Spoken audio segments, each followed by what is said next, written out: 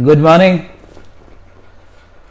I hope you all had a wonderful Saturday evening and a Saturday night after the respite that was brought in by the rains and the thunder shower.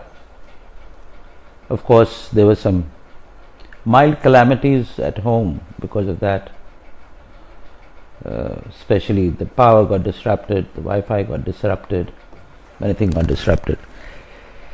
Yeah, so I see Naju here. Hi Shiv, good to have you here.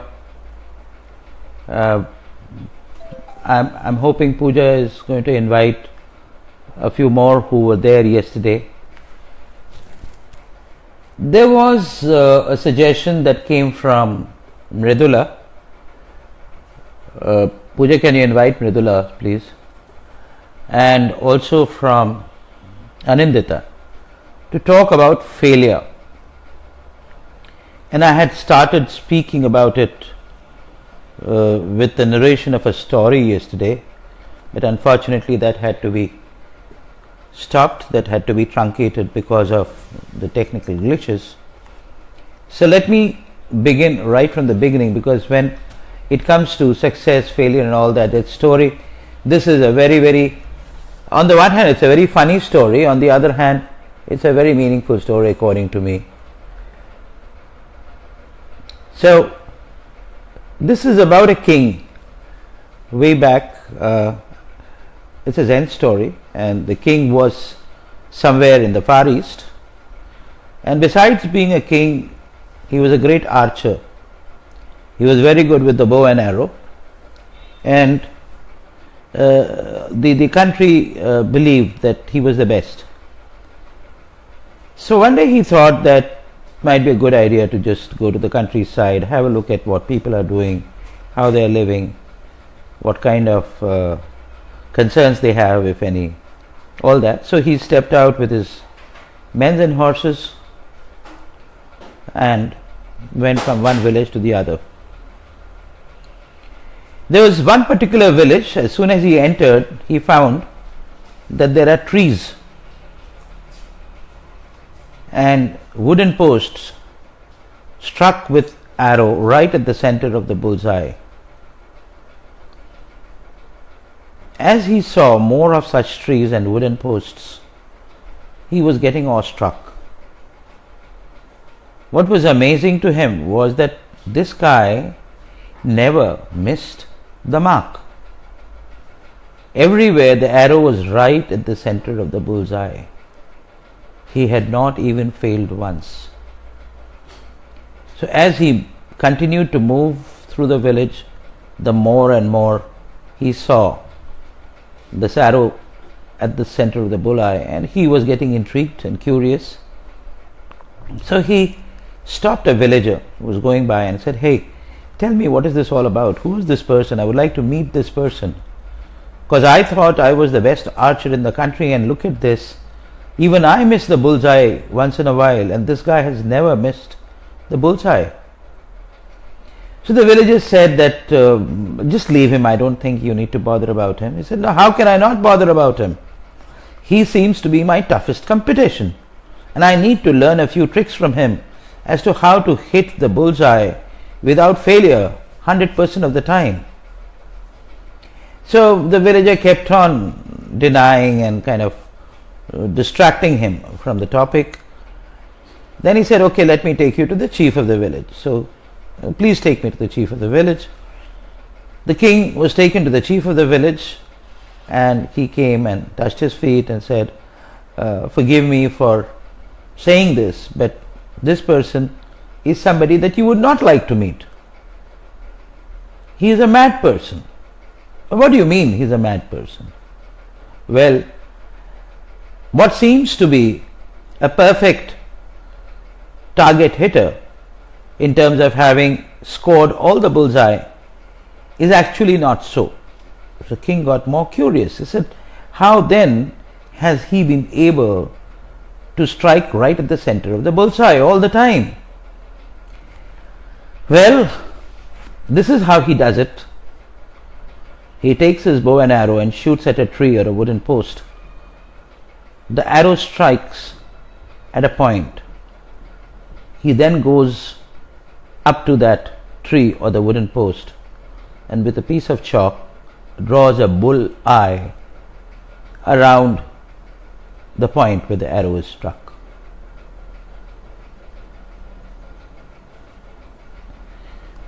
Seemingly a very funny story,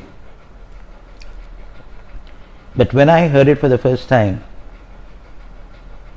to me it gave a lot of insight, a lot of very, very deep insights. In the first place, if scoring the bullseye is a measure of success for an archer, he has done it. However, he has done it his own way. In a way, to me, I think he was mocking the system of having set parameters for success. And if you don't succeed, then you fail. In a way, he was challenging the method by which one can be successful. And most importantly, in a way, he was establishing the fact that one has choice to be successful in the way one likes to. But the most important insight that I carried, that people like him are often dismissed as mad people because they have their own way of doing things, because they have a healthy disregard for authority-led frameworks and systems which decide our success and failure. So today I think what I would like to do is share my experience, my tryst with failure and sense of failure by trotting down the memory lane. And then maybe at the end of this session we can gather a few insights, and I would like to leave you with a few insights, because to me I think it's absolutely useless to even believe in success and failure. So we'll come to that. The first sense of failure that I had was when I was in class 3. We were all asked to draw something out of our own imagination, and I drew something which was not liked, which was dismissed. I got 3 out of 10. My drawing teacher, for whatever reason, and she had reasons, did not approve of my drawing. It was not because of my ability to draw, but it was because of the concept that I drew. I had drawn a duck, from the beak of which was dangling an apple tied to a string. According to her, this was absurd. Guess what? That sense of failure, that first sense of failure, the first sense of having not been able to please somebody who I thought was authority, the first sense of having not been able to meet or exceed the expectation of another person was a big jolt. So much so that it left an indelible mark in the psyche of the child. Even today, I believe that I can't draw, I can't paint, I can't sketch. Believe you me. I'm sure you would have also, for the first time, not just met failure, but would have heard of the word failure in your classrooms, when your teacher would say, if you don't study, you will fail. Right? So this is something which we are going to delve with as we move forward. How much of what we have experienced as children today decides our relationship with experiences that are so-called success and failure. I was fairly good in studies, so I don't think one could ever conceive the possibility of me failing in studies. But there was another challenge. I used to be in the top 3.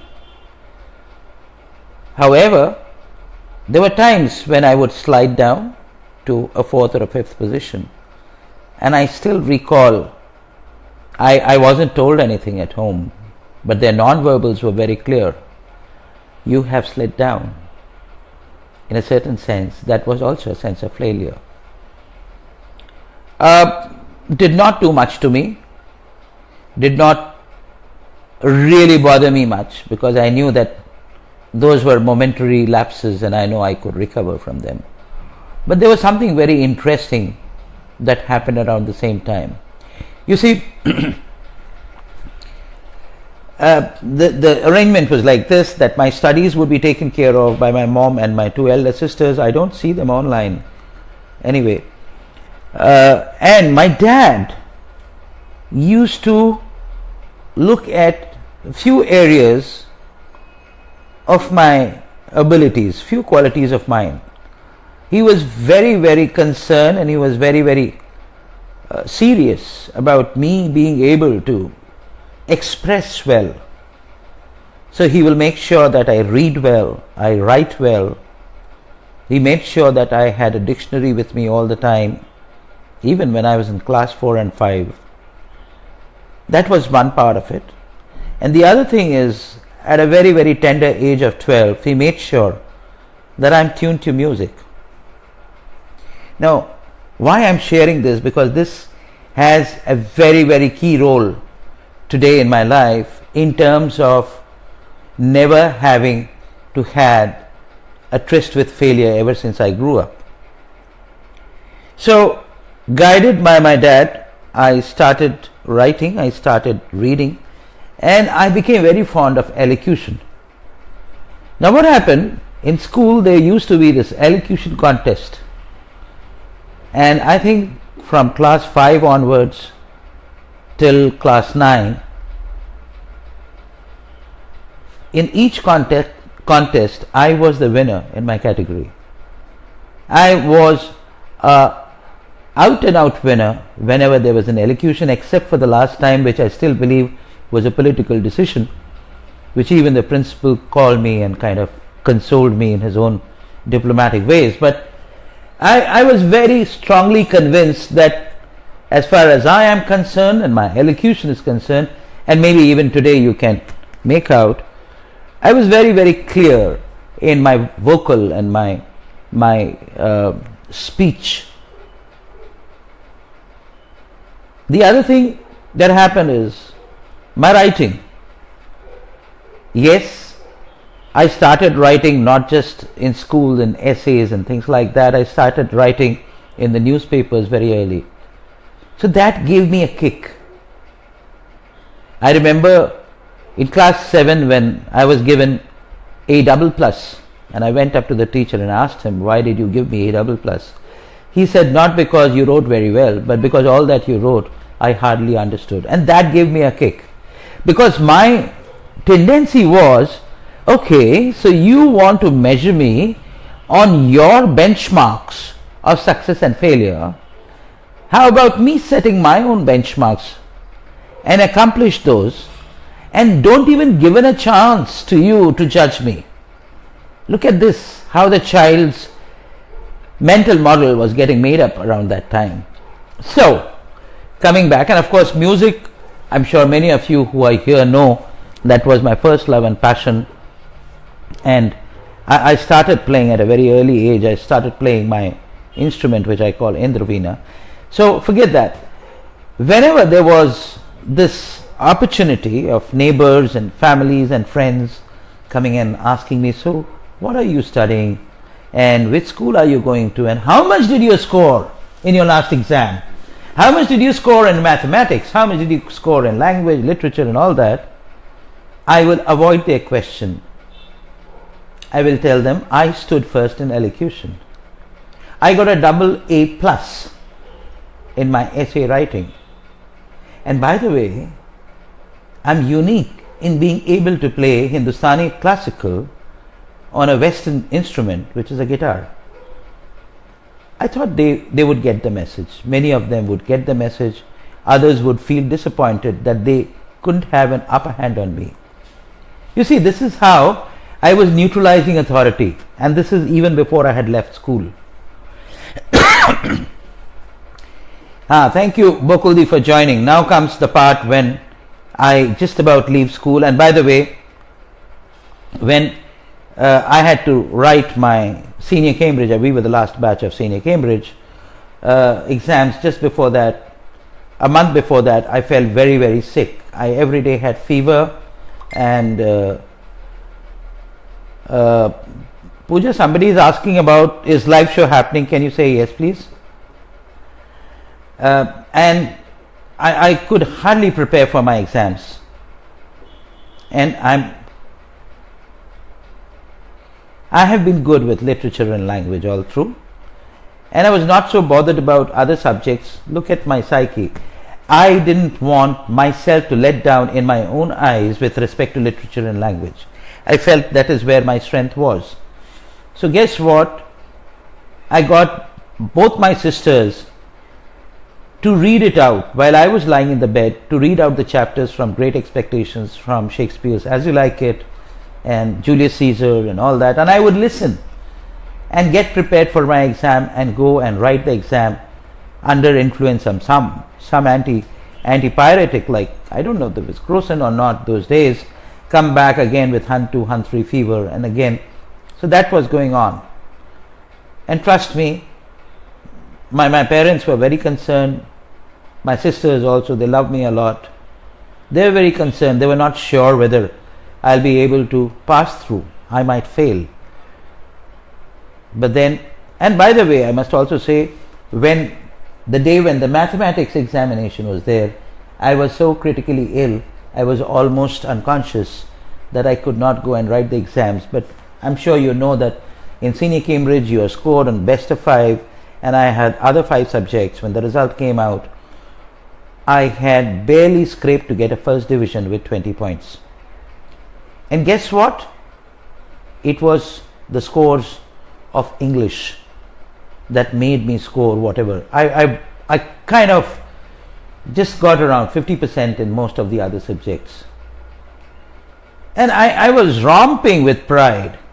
Come, tell me that you will fail. Not even on your benchmarks, on the basis of your frameworks, can you make me fail if I rely on my strengths. That was what was going out. Now comes the most critical decision, and I think around the time when I left school, there was some radical shift happening inside me. So my sisters, after I passed school, wanted me to appear for competitive examination. One of them wanted me to be a doctor, one of them wanted me to be an engineer, and I decided that I'll not write any competitive examination. I decided I will not write any competitive examination. Guess what? Now I'm trotting down the memory lane and going into the psyche of this young teenager. Why will you not write competitive examination? Because that's a conspiracy for setting you up for failure. So one is, you are set up to fail because of benchmarks laid by authority. The other is, you are set up to fail by comparing and competing with others. I'm not ready to do that. I will never like to fail. So I did not do. However, I had to relent to my mother's request to try and be a chartered accountant. Shiv, are you there? She desperately wanted me to be a chartered accountant. And that's when I did write a competitive examination. My entrance went through. However, I could not complete, and I'm happy that I could not or did not complete, because that was not my cup of tea. I never liked accounting. I never liked numbers. And once I completed my articleship, I was kind of relieved. Then onwards, it's been a journey on my own terms. My dad didn't want me to join the sales profession, but he was my role model.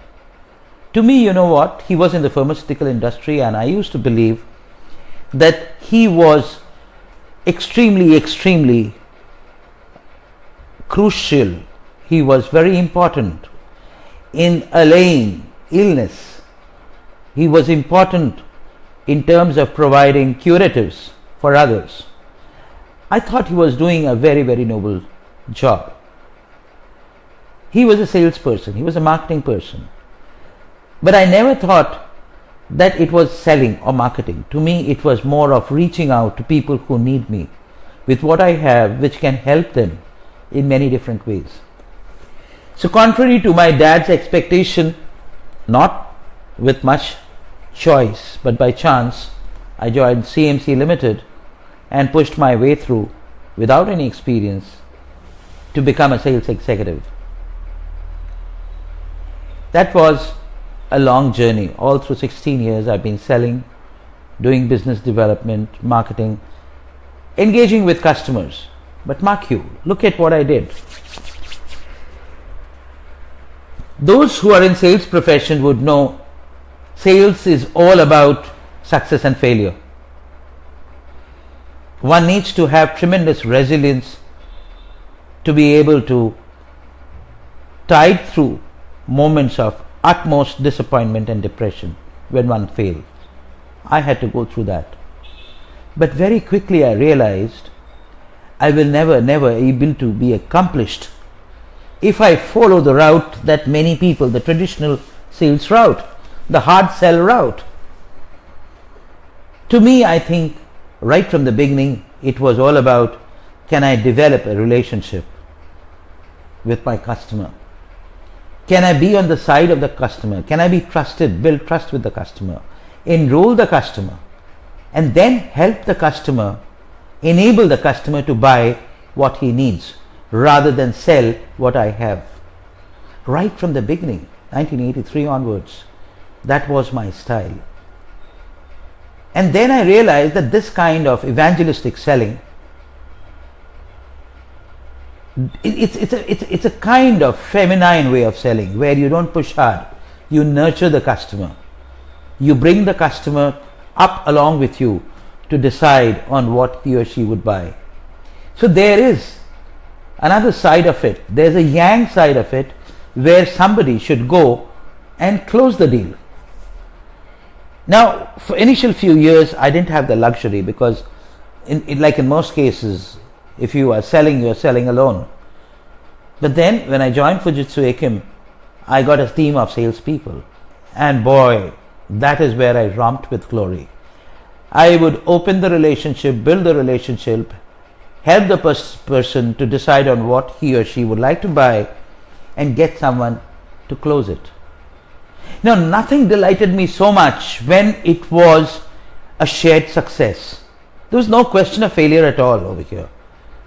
Well, there were times when we would not be able to sell. We will come back, we'll look at what went wrong with our strategy, what perhaps was not the right approach, maybe we did not study the competition, all sorts of things.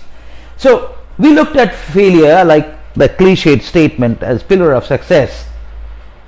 But more than what I can recall today is the string of successes I had along with my salespeople, with, let's say, companies like groups like Williamson Mega for that matter. And that's the time when I realized that I don't think failure can touch me ever. Why? Because in my own sweet, intuitive way, I have carved out a niche for myself. I have not allowed anyone to impose a role on me, whether it is in life, in society, in personal life, or in profession. I have made my own role. And trust me, all through my professional career in the IT industry, I don't know whether it was my big fortune or whether it was my intent and ability to negotiate and emphasize. I have always made my role, and in making my role I have neutralized all chances of failure. Why? How have I done it? Let's look at it. Even today I have my own frameworks, I have my own approach. People have asked me, are you certified? I said, who will certify? Nobody even understands my framework and approach.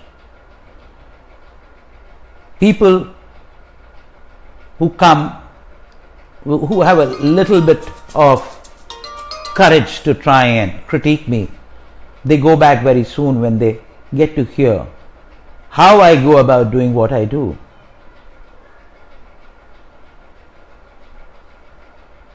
Yes, I'm open to feedbacks, but to the extent that it helps me to find out something about me which perhaps I don't know. I'm very discerning and discreet.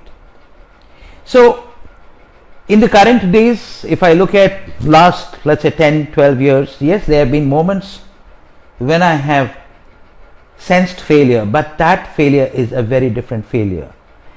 I have failed to deliver to my expectation of myself, not to somebody else's expectation. Please understand the difference, which is far more painful, by the way, because my expectations, by the way, I am very, very harsh with myself when it comes to my expectation of myself.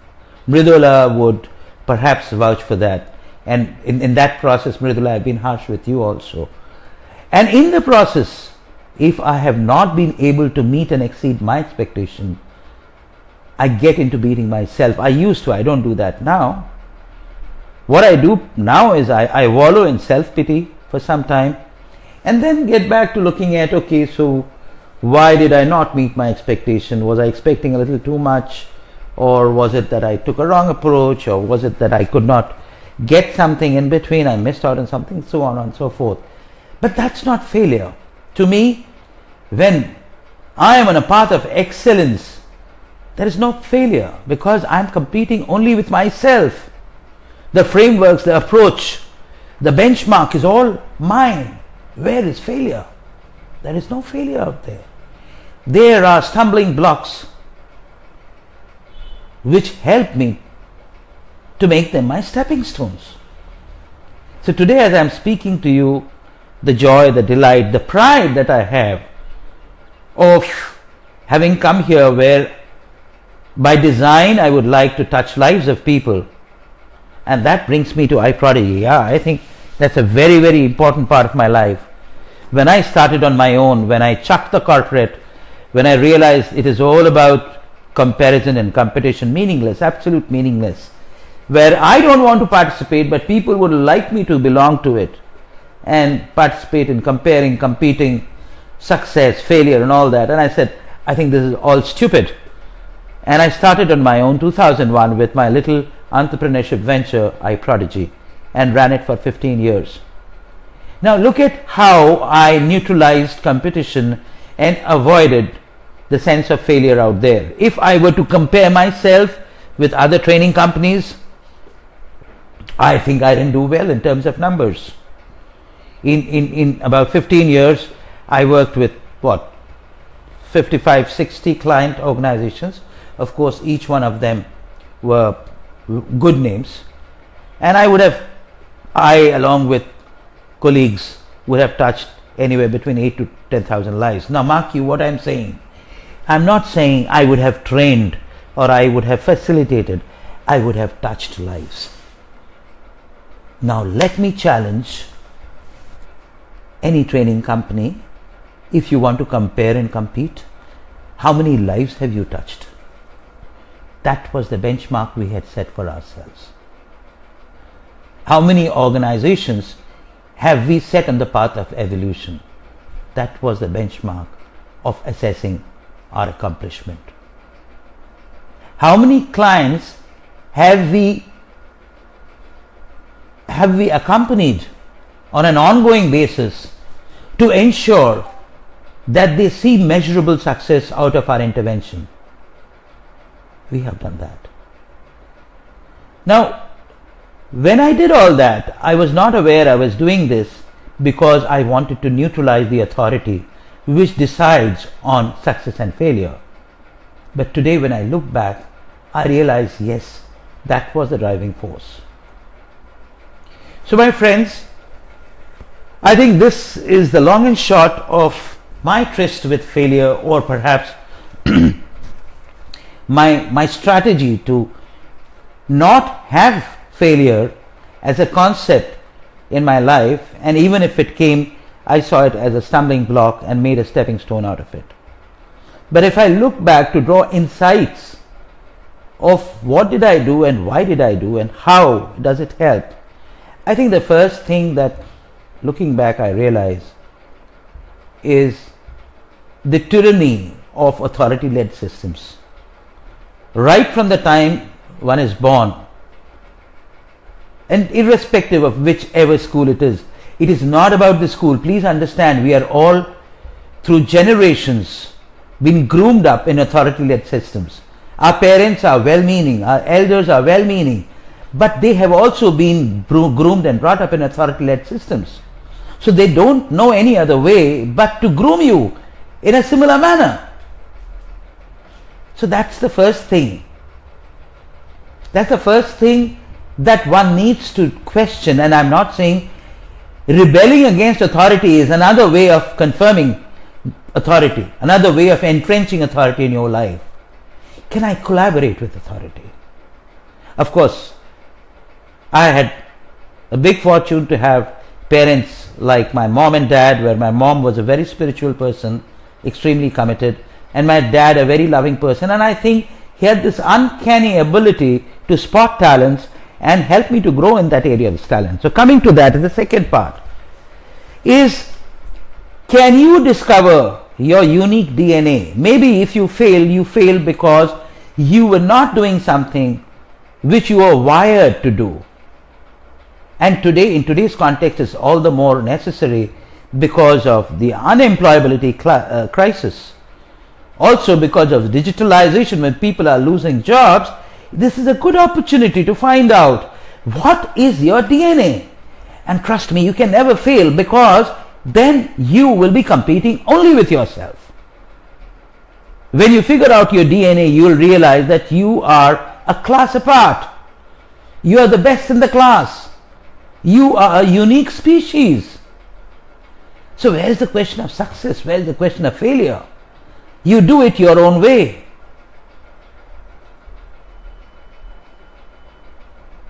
You set up your own targets. So that's the second part of it. However, what we need to be very careful about is attracting failure. And this is something that I would like to delve upon for a little while before I sign off. I coach many senior leaders. Some of them are business heads. And in the process of coaching, when we get into exploring into the depths of one's unconscious, trust me, in 80% of them, I have found that they come with the sponsoring thought that I will fail. You know where it came from, right? But then it is so indelibly etched in one's unconscious that one doesn't even know that that sponsoring thought is getting manifested in the strategic thoughts and the actions leading to what we call as a self-fulfilling prophecy. As a matter of fact, the unconscious has the unfulfilled need to fail, because by failing, all the other things, all the paybacks that one has by failing, that comes to me. You know, this is a very beautiful thing that happens with all of us. We set up ourselves to fail, and we set others to make us fail, so that there is a payoff from there. You know, all the sympathy, all the compassion, the understanding that why I cannot take risk, the understanding that I am not prepared to do this job and therefore I can be left alone. Therefore, to fail becomes a conditioned need. And trust me, no law of attraction can help you if you have not been able to deal with the conditioning of failure, the sponsoring thought which says, I will fail. And there are means and methods. In fact, that's what I do most often, not just with others but with myself. The first step of which I'm just going to leave you with is, every time you do something with which you are not satisfied, the outcome of which disappoints you, just step back and do a root cause analysis. Ask yourself, what in me made it happen? And you will get an inkling of those sponsoring thoughts, of those deep-seated conditionings that cause the outcome to happen. Despite all your best intent, it may happen. So please clear yourself of your past. Find out what you are wired to do at the best, and create your own role, make your own role, create your own space. There is a small drawback of this approach. You don't have many people to compete with. You don't have people to fight with. Even in the marketplace, your market is a niche market. So there would be a sense of aloneness that you will carry with yourself. But to me, I think it's much better to be meaningfully alone than to be in stupid companies of humanoids and pseudo-human beings. With that, I think I would like to close and leave you to enjoy the rest of the Sunday. It's a beautiful weather out here in Bangalore. So have a wholesome, fulfilling lunch. Maybe have a small siesta, go out in the evening, enjoy the weather, and my love to all of you. Stay loved, stay blessed. Thank you. Bye-bye.